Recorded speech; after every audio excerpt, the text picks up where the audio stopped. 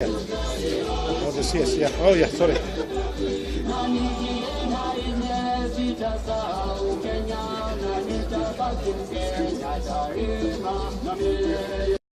3 weeks ago, I followed up the visit of His Excellency the President, and I was joined by Governor Kuti to Cuba, where we actualized 2 agreements with the Ministry of Public Health in Cuba.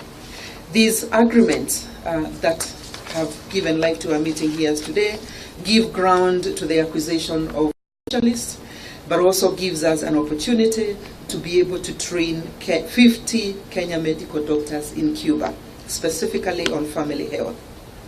I wish to confirm that getting the 100 Cuban specialists is a process that has undergone rigorous pre-selection and peer review by the medical practitioners and dentists board, who are represented here today and whom I wish to thank most heartily. The board has vetted and found qualified doctors, 100 of them, who will be able to speak English and are therefore able to serve our local population.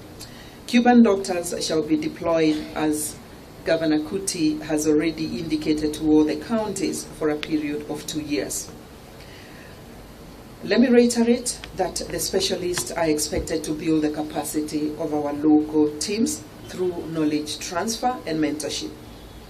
On the other hand, the 50 medical officers who will be going to Cuba and who we are on target to move in September will undergo a 2-year postgraduate training, again emphasizing on family medicine. They will return home as family specialists, again change agents as we seek to reorient our medical or health system.